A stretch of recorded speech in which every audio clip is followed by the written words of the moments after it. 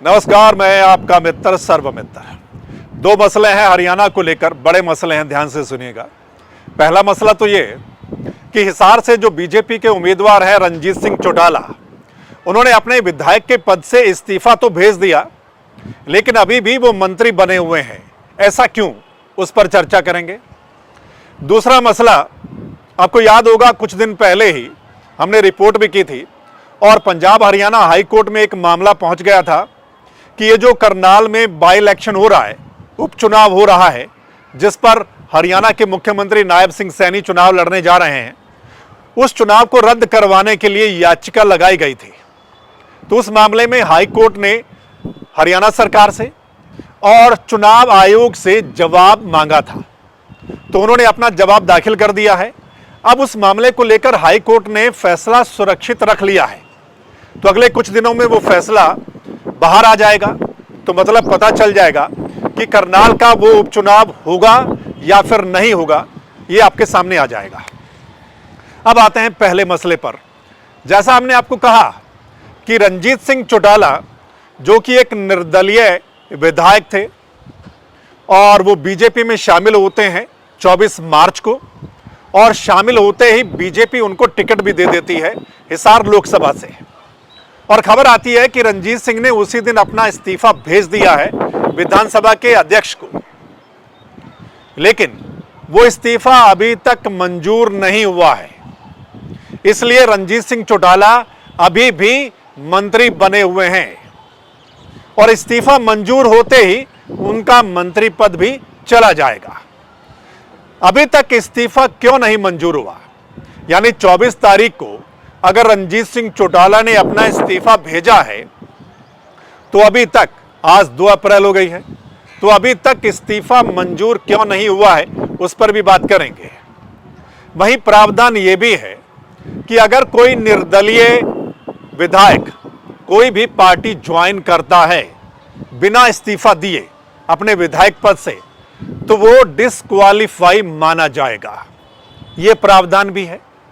यानी अगर रणजीत सिंह अपने विधायक पद से इस्तीफा दिए बिना बीजेपी ज्वाइन कर लेते, तो वो डिस्क्वालीफाई माने जाते अपने विधायक के पद से। लेकिन खबर आती है कि उन्होंने अपना इस्तीफा भेज दिया है, जो अभी तक मंजूर नहीं हुआ है।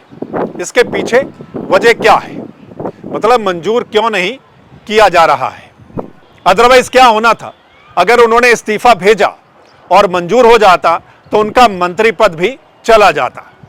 अब आप गौर कीजिए, जो इससे पहले हरियाणा के मुख्यमंत्री थे मनोहर लाल खट्टर, उन्होंने अपने इस्तीफे का ऐलान किया और साथ के साथ मंजूर भी हो गया। आपने देखा होगा ना कि उन्होंने विधानसभा में बोला कि वो करनाल की सीट से अपना रिजाइन करते हैं, यानी उन्होंने ऐलान किया। थोड़ी देर बाद ही वो मंजूर हो गया और आप देखिए करनाल की सीट खाली हो गई, जिस पर बाय इलेक्शन का ऐलान भी हो गया, है ना। करनाल की सीट पर बाय इलेक्शन का ऐलान भी हो गया, यानी खट्टर साहब का इस्तीफा साथ के साथ मंजूर हो जाता है और उस सीट पर बाय इलेक्शन यानी उपचुनाव का ऐलान भी हो जाता है। और वहीं दूसरी तरफ रणजीत सिंह चौटाला ने इस्तीफा भेजा, लेकिन अभी तक वो मंजूर नहीं हुआ है और वो बीजेपी ज्वाइन करते हैं, साथ के साथ उनको टिकट मिलता है और वो चुनाव लड़ने जा रहे हैं हिसार की लोकसभा सीट से। अब आते हैं कि वो इस्तीफा मंजूर क्यों नहीं हुआ, जिस वजह से अभी भी रणजीत सिंह चौटाला मंत्री बने हुए हैं। तो ये खबर है टाइम्स ऑफ इंडिया की। इस खबर के हवाले में ये कहा गया है कि जो विधानसभा अध्यक्ष हैं, मतलब उन्होंने कहा कि रणजीत सिंह चौटाला का इस्तीफा उनको मैसेंजर के माध्यम से मिला है और अभी वो उस इस्तीफे को वेरीफाई करने के बाद फैसला लेंगे कि कहीं कोई दबाव में, कोई प्रेशर में, कोई जबरदस्ती तो नहीं की गई इस इस्तीफे के लिए। तो इस चीज को कैसे देखा जाए? मतलब आप सोचिए, क्या रणजीत सिंह चौटाला ने किसी प्रेशर में आकर, किसी दबाव में आकर या जबरदस्ती इस्तीफा लिया गया है? मतलब ऐसा तो हो नहीं सकता मेरे ख्याल से, है ना। रणजीत सिंह चौटाला खुद चाहते थे कि वो चुनाव लड़ें, लोकसभा का चुनाव लड़ें, हिसार से चुनाव लड़ें, उन्होंने अप्रोच किया होगा ना बीजेपी को। तो उसके बाद कोई बात बनी, रणजीत सिंह चौटाला ने बीजेपी ज्वाइन की, उससे पहले उन्होंने अपना इस्तीफा भेज दिया, लेकिन वो इस्तीफा मंजूर नहीं किया गया है। और वजह क्या बताई जा रही है वो आपने देखा। इसमें एक और बड़ी बात निकलकर सामने आ रही है कि कोई बिना विधायकी के भी 6 महीने मंत्री रह सकता है। मतलब जैसे हरियाणा के मुख्यमंत्री जो नए मुख्यमंत्री हैं नायब सिंह सैनी, वो बिना विधायक पद के सीएम बन गए हैं, तो उनको आगे 6 महीने में चुनाव जीतकर आना है, यानी विधायक बनकर आना है। तो ऐसे ही कहा जा रहा है कि अगर कोई विधायक भी नहीं है तो वो 6 महीने के लिए मंत्री बन सकता है। मतलब ये चीज सामने आ रही है। लेकिन एक मोटी बात और बड़ी बात वो ये है कि रणजीत सिंह चौटाला ने अभी कुछ दिन पहले जब मंत्री पद की शपथ ली थी, आपको याद होगा, जब मंत्री पद की शपथ ली थी तो उस वक्त वो विधायक थे, उस वक्त वो निर्दलीय विधायक थे जो सरकार को सपोर्ट कर रहे थे। तो मतलब एज ए विधायक उन्होंने मंत्री पद की शपथ ली थी, लेकिन अब उन्होंने अपने विधायक पद से इस्तीफा दे दिया है, लेकिन अभी भी वो मंत्री पद है। इसमें एक और बड़ी बात है, वो मंत्री अब कैसे रह सकते हैं? अब उनको मंत्री रहने के लिए दोबारा से शपथ लेनी पड़ेगी। मान लीजिए उनका इस्तीफा एक्सेप्ट कर लिया जाता है और उनको मंत्री बना के रखना है, मतलब बीजेपी ने उनको मंत्री बनाकर भी रखना है, तो फिर दोबारा उनको शपथ लेनी पड़ेगी मंत्री पद की।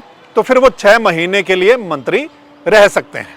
अब आप लोग तो सोच ही रहे होंगे कि जब रणजीत सिंह चौटाला ने मतलब अपना रिजाइन कर दिया विधायक के पद से तो वो शायद मंत्री भी नहीं है, लेकिन आप गलत हैं, वो अभी भी मंत्री बने हुए हैं। यानी उन्होंने अपना रेजिग्नेशन भेज दिया है, लेकिन वो अभी भी मंत्री बने हुए हैं, क्योंकि उनका इस्तीफा अभी तक स्वीकार नहीं किया गया है। तो यहां पर सवाल खड़ा होता है कि एक तरफ खट्टर साहब इस्तीफा देते हैं, मंजूर कर लिया जाता है साथ के साथ, और वो सीट खाली भी हो जाती है, और दूसरी तरफ कई दिन पहले रणजीत सिंह चौटाला ने अपना इस्तीफा भेजा, लेकिन वो अभी तक स्वीकार नहीं किया गया है। क्यों? सो दोस्तों, इस पर आपकी राय क्या है जरूर बताइएगा कमेंट करके। इस वीडियो के नीचे आप कमेंट कर सकते हैं, अपनी राय बता सकते हैं, और अगर आप इस वीडियो को शेयर करेंगे तो तमाम लोग इस पर अपनी राय दे पाएंगे।